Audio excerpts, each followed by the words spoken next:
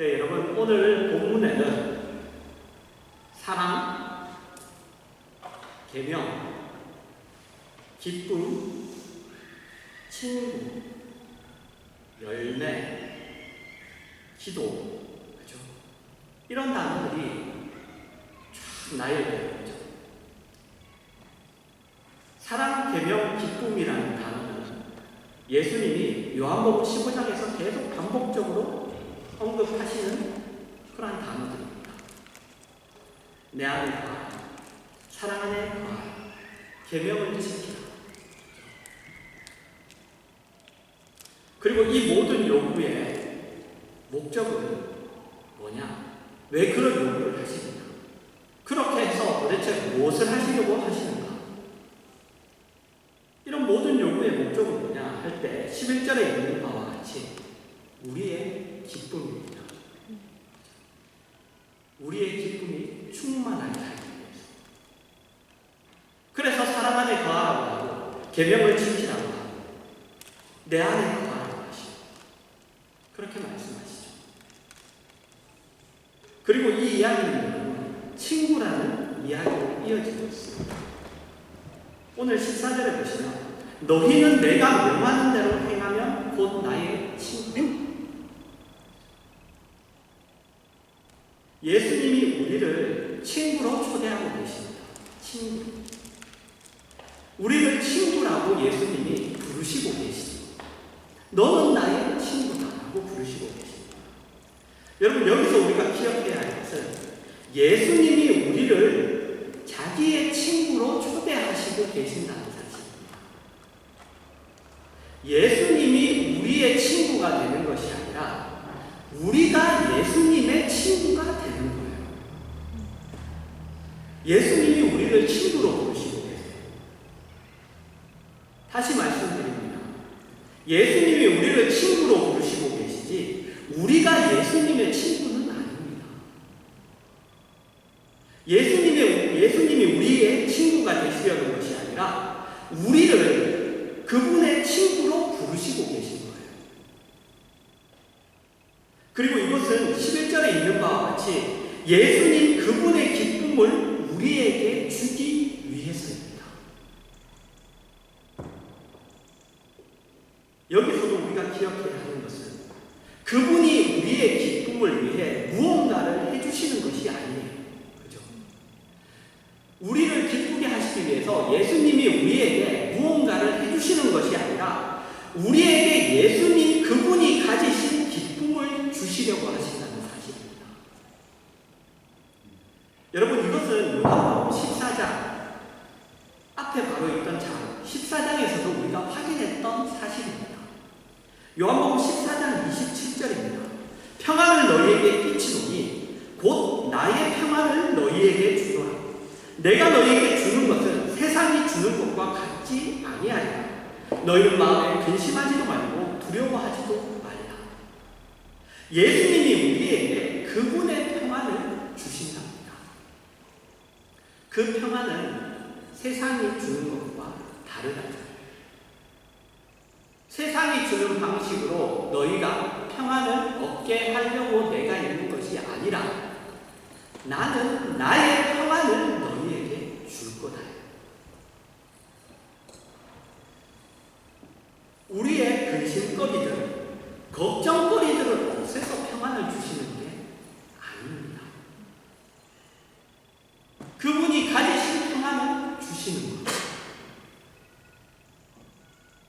여기서 우리가 확인해야 되는 한 가지가 더 있습니다. 성도인 우리가 이 세상을 살아가면서 가지는 어떤 자신감이나 아니면 용기나 아니면 평안을 유지하는 그 근거가 무엇이냐는 것입니다. 여러분이 평안한 근거가 무엇입니까? 여러분이 세상 속에서도 자신이 있는 근거가 무엇이고 세상 속에서도 용기를 가지는 근거가 무엇이에요?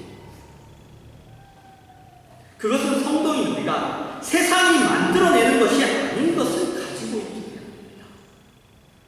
세상 사람들은 그들이 가지는 용기나 자신이나 평안의 근거를 세상에 있는 것으로 그 불확실한 것으로밖에 가질 수가 없습니다. 세상 사람들이 자신 있을 때 언제? 자기 꽁트가 든든할 때. 세상의 마음이 평안할 때가 언제? 마찬가지로 내 꽁트가 든든할 때. 여러분 다 보면은 세상에 만들어진 불확실한 것들, 그것으로 그 근거를 다 삼고 있어요. 그렇게밖에 할 수 없는 거예요. 반면에 성도는 그렇지 않고 그 모든 것들을 지으신 분으로 그 근거를 가지고 있는 것이죠. 그래서 성도는 우리가 기억해야 하는 거예요.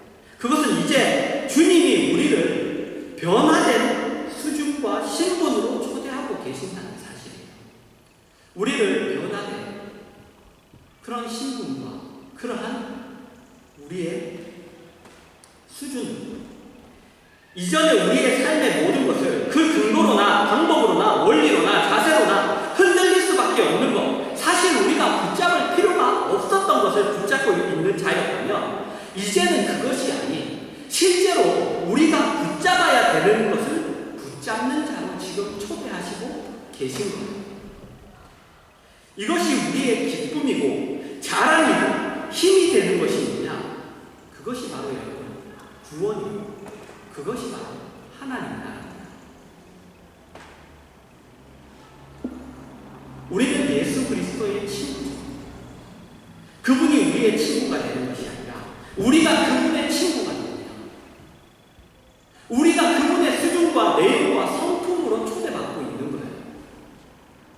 이것이 성경이 이야기하는 친구라는 단어의 뜻이고, 여러분 이것이 그런 초대를 받고 있다는 그것이 바로 성경이 얘기하는 축복이라는 단어가 가진 뜻이에요. 그러나 우리는 이 단어들을 그렇게 사용 안 하죠. 그런 뜻으로 알고 있지 않아요. 친구라는 단어는 무조건 내 편을 들어준다는 뜻이고, 하나님은 내가 어떻게 해도 무조건 내 편을 들어줘야겠다는 그런 뜻이고, 축복이라는 단어는 내 욕심이 이루어진다는 뜻이죠. 사랑이라는 단어도 마찬가지죠. 하나님이 나를 사랑하신다는 것 때문에 우리가 얼마나 하나님 앞에 불만을 토로합니까? 우리가 얼마나 하나님 앞에 막대합니까? 그렇게 우리는 늘 자기가 주인이 되어 우리가 마땅히 가져야 하는 기쁨들, 성경이 이야기하고 있는 그 기쁨들, 그 감사거리들을 우리가 놓치고 있죠. 우리는 예수 그리스도의 친구로 부름을 받습니다. 그분의 평안과 기쁨을 가지고 나누는 자로 부름을 받고 있어요. 우리는 더 이상 세상의 것들과 친구가 되거나 세상의 것들에 대하여 욕심을 내거나 경쟁하는 자리에 서 있지 않습니다. 그러면 우리는 꼭 그러죠. 아니 그렇게 살면 세상에서 못 삽니다. 우리는 세상에서 잘 먹고 잘 살기 위해 예수를 믿지 않습니다. 우리는 이 세상에서 우리가 나그네라는 것을 인정하는 자들이죠. 이 세상이 우리의 본향이 아닌 것을 알고 있는 자들입니다. 그러나 보면 이 세상이 유일한 목적인 것처럼 되어 있고 이 세상의 것이 자랑과 힘의 근거로 되어 있어요. 믿는 자는 믿지 않습니다. 그런데 심각해요. 그걸 자기가 모르고 있다는 거예요. 자기가 그런 줄 모르고 있다는 사실. 우리가 방금 본 요한복음 14장 27절에 보면 평안을 주노라 하는 그 말씀 앞뒤로는 이런 말씀이 있습니다. 26절입니다. 보혜사 곧 아버지께서 내 이름으로 보내실 성령, 그가 너희에게 모든 것을 가르치고 내가 너희에게 말한 모든 것을 생각나게 하리라. 28절입니다. 내가 갔다가 너희에게로 온다 하는 말을 너희가 들었나니 나를 사랑하였더라면 내가 아버지께로 감을 기뻐하였으리라. 아버지는 나보다 크시니라. 여러분 평안은 성부 하나님과 성령 하나님의 존재와 그 사역에 연결되어서 가지게 되는 결론입니다. 이 보이는 세상이 전부가 아니고 이 보이는 것들이 이 세상을 주관하고 다스리는 것이 아니라 이것은 단지 나타나는 현상에 불과하고 그 뒤에 이 역사와 우주를 주관하시는 성부 하나님, 성령 하나님의 어떤 계획과 간섭하심과 인도하심이 있는 것을 아는 것으로 평안이 우리에게 허락되고 있어요. 그 자가 평안할 수 있는 거예요. 우리가 우리의 인생에 대하여 그토록 자신이 없고 우리의 인생에 대하여 그토록 불안해하고 초조해하는 가장 큰 이유는 바로 이 문제에 대하여 우리가 신앙적으로 정리되어 있지 않으면 믿음이 부족하기 때문이죠. 이것은 여러분 변명할 여지가 없는 사실입니다. 여러분의 삶의 힘의 근거와 그리고 여러분이 가진 기쁨의 근거가 무엇입니까? 여러분 시편 16편 8절과 9절입니다. 내가 여호와를 항상 내 앞에 모시니 그가 나의 오른쪽에 계심으로 내가 흔들리지 아니하리로다. 이러므로 나의 마음이 기쁘고 나의 영도 즐거워하며 내 육체도 안전히 살리니. 여러분 성경을 보면 기쁨과 감사는 늘 하나님이 나와 어떤 관계 속에 있느냐, 그 하나님과의 관계와 늘 연결되어 그분이 내 존재와 내 삶과 내 모든 것을 보장하시는 분이며 인도하시는 분이며 지키시는 분이라는 것이 그 근거가 될 때 성도는 기쁨과 감사와 찬송과 자랑과 용기를 가지게 된다고 그렇게 성경이 이야기하고 있어요. 시편 51편 11절 12절입니다. 나를 주 앞에서 쫓아내지 마시며 주의 성령을 내게서 거두지 마소서. 주의 구원의 즐거움을 내게 회복시켜 주시고 자원하는 심령을 주사 나를 붙드소서. 다윗이 범죄하고 난 다음에 지은 시예요. 다윗이 밧세바를 범하고 그 범죄를 짓고 난 다음에 지은 시입니다. 그가 범죄하고 나자 하나님과의 관계가 방해를 받고 하나님과의 관계가 흐려집니다. 그러자 그는 그 기쁨을 잃게 되고 자신을 잃게 되고 처참하고 비참한 한 자리에 떨어진 어떤 그러한 영적인 외로움과 그리고 그 불안을 지금 호소하고 있는 거예요. 여러분 사도행전 16장 19절에서 26절입니다.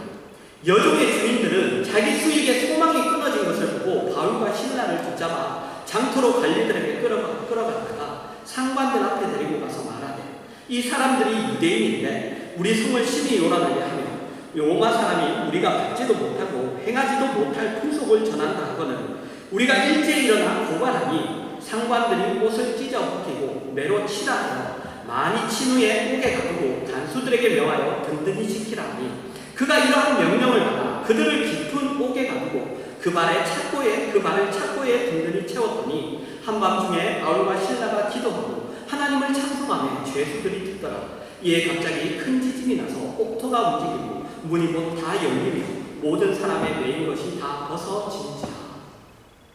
바울과 실라가 전도 여행을 하며 사람들에게 하나님의 사랑과 구원의 그 은혜에 관한 말씀, 복음을 전합니다. 그러나 사람들은 바울과 신라를 잡아서 때리고 감옥에 가두죠. 바울과 신라는 거기서 기도하고 찬송합니다. 그리고 큰 지진이 나서 옥토가 움직이고 문이 다 열려 갇혀있던 모든 사람이 풀려나죠. 여러분 세상이 어떻게 할 수 없는, 방해할 수 없는 그 기쁨이 성도들에게 허락되었고 그리고 그 기쁨은 현실 세계가 우리의 현실이 아무리 환경과 조건으로 괴롭히려고 해도 방해할 수 없는 것이라는 것을 성경이 지금 이야기하고 있어요. 여러분 이 기쁨이 우리에게 허락되고 있습니다. 이 기쁨. 그런데 어떻게 허락되고 있느냐 하면 내가 너 걱정을 없애줄게. 내가 너의 문제를 해결해 줄게. 내가 그것을 채워줄게. 이렇게가 아니라 너희를 친구라 하였노니로 허락되고 있습니다. 너는 나의 친구다라는 것으로 허락되고 있어요. 우리의 거룩함과 사랑이라는 성품적 차원에서 그분의 친구가 되는 것으로 이 기쁨을 소유할 수 있는 거예요.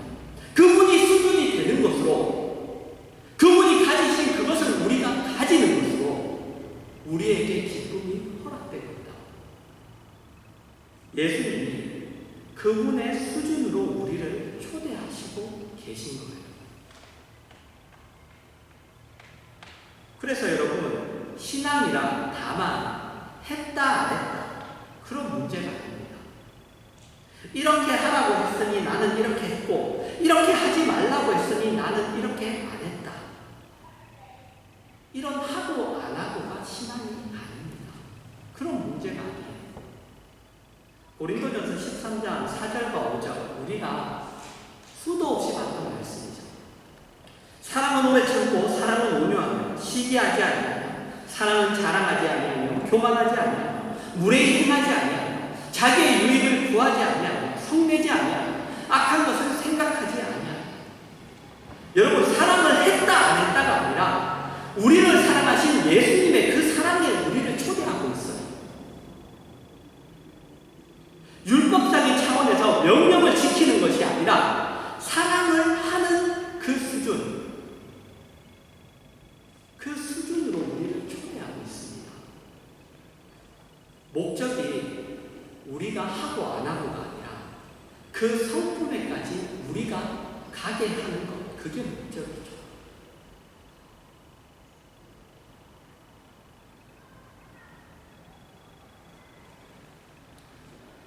여러분 보십시오. 여러분이 사랑하는 사람이 싫어하는 행동을 여러분 하죠. 그걸 안 하는 사람 없을 거예요. 근데 여러분, 그게 처음에는 뭐예요? 처음에는 뭐냐면 가장 중요하게 했던 것이, 가장 중요한 마음을 가지는 것이 뭐냐면 그 사람을 위해서 내가 이걸 했다 안 했다, 내가 이 사람을 싫어하는 것을 했다 안 했다, 그게 더 중요하죠. 그런데 시간이 지나면 그렇지 않아요. 했다 안 했다는 중요치 않아요. 왜? 왜죠?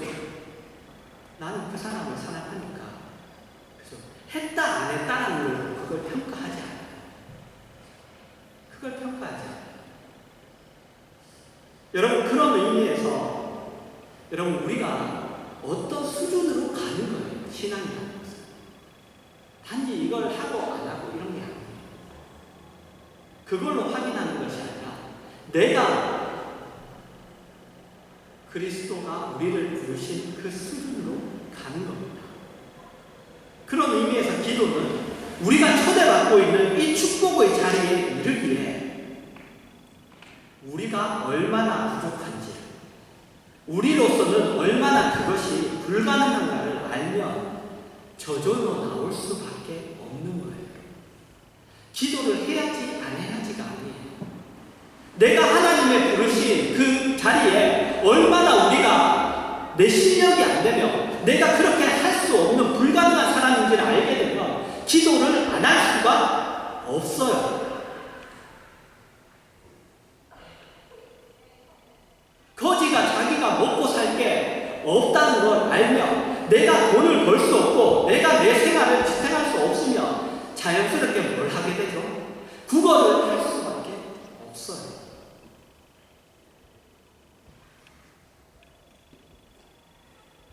우리로서는 여러분 할 수 없어요. 우리로서는 할 수 없습니다. 그래서 사랑을 구하고 믿음을 구하는 거죠. 우리가 기도할 때 하나님 사랑을 주십시오. 하나님 저에게 믿음을 주세요. 믿음을 더하여 주십시오. 우리의 실력만으로는 할 수 없는 것이기에 기도가 우리에게 그렇게 허락되고 있는 거예요. 우리는 이렇게 말합니다. 나는 그 사람을 사랑했는데 그 사람이 사랑받을 만하지 못하다. 그 사람도 사랑해야지, 나만 사랑하면 뭐하나. 여러분, 우리는 성경이 이야기하는 이 사랑을 할 수가 없어요. 할 수가 없습니다. 우리는 수준도 안 될 뿐만 아니라 그런 소질도 없어요. 기도해야 됩니다. 기도해야 됩니다. 그리고 동시에 우리가 놓치지 말아야 하는 것은 그 수준을 위하여 모든 것들이 그 사랑이라는 것마저도 계명이라는 이름으로 요구되고 있다는 거예요.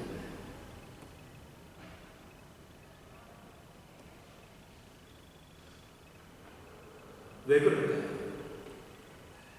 왜 사랑이라는 것마저도, 사랑하는 것마저도 왜 계명이라는 것으로 요구되고 있을까요? 사랑함에 거하라 하면서 계명을 지키라고 하잖아요. 왜 그렇게 요구되고 있을까요? 여러분, 왜냐하면 죄는 여러분 습관성을 가지고 있기 때문이에요.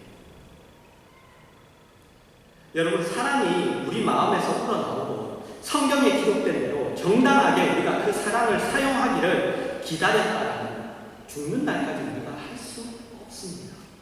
못해요. 습관을 들이는 수밖에 없어요. 우리는 어떤 거룩한 일도 일단 여러분 규칙을 정하고 법을 지키는 것처럼 그렇게 소극적이고 부정적으로 시작할 수밖에 없습니다. 공부해라. 그리고 던져놔요. 그러면 공부합니까? 안 하죠. 그래서 뭐예요? 정하죠. 규칙을 정하잖아요. 이 시간에 공부를 해야 돼요. 그리고 이 시간에 너가 학교를 가야 돼요. 여러분, 우리는 그런 것들을 제대로 할 실력이 없어요. 소질이 없어요. 우리는 그 모든 것들을 속박처럼 여기고 그것이 없어도 나는 괜찮습니다 라고 그렇게 외치며 우리는 그렇게 생활하지 않아요. 그런데 여러분, 절대 그렇지 않아요.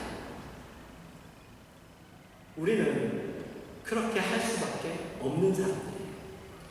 예를 한번 들어볼까요? 여러분, 절대로 모든 것을 좋게 얘기해서 우리가 그것을 하지 않아요. 꼭 그걸 부정적으로 얘기해야 해요. 너 이렇게 하면 너 이렇게 잘 될 수 있어 라고 이렇게 얘기한다고 해서 애가 말을 들어요? 아닙니다. 너 이렇게 되면 이렇게 돼 라고 이렇게 해야지 더 말을 잘 들어요. 너 이렇게 하면 너 공부 안 하면 너 저기 보면은 밖에 저렇게 있는 저런 사람처럼 된다. 꼭 부정적으로 얘기해야 더 그거를 심각성을 더 느낀다고요. 너 이렇게 잘하면 너 훌륭한 사람 된다. 이렇게 얘기해서 말을 잘 안 들어요.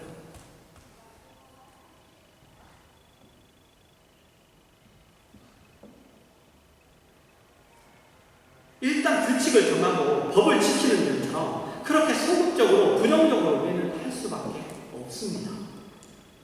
죄의 무서움 중에 하나는 여러분, 죄는 지으면 지을수록 또 짓기 쉬워. 그리고 지으면 지을수록 자꾸 그 죄가 커지고 깊어지고, 그리고 가장 더 무서운 건 뭔지 알아요? 죄에 대한 두려움이 점점 사라진다는 사실입니다. 어떤 한 죄가 버릇이 되고 나면 그 죄는 죄 같지도 않아.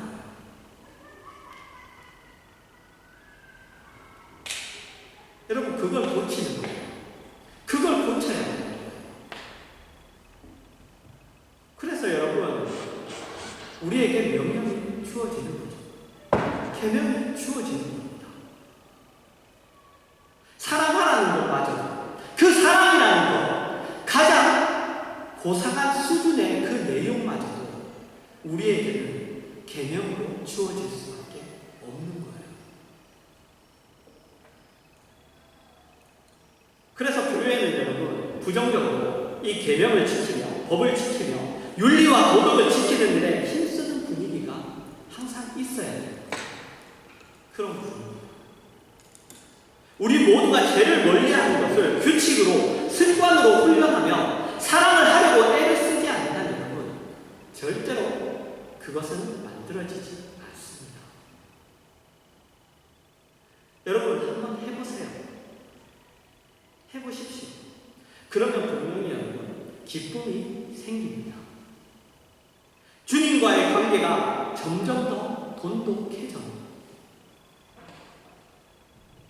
제발 하라는 건 좀 하세요. 그러면 깊어집니다. 주님과의 관계가 돈독해지고, 언제 그러냐는 듯이 여러분 안에 예수 그리스도가 가진 그 기쁨이 생겨요.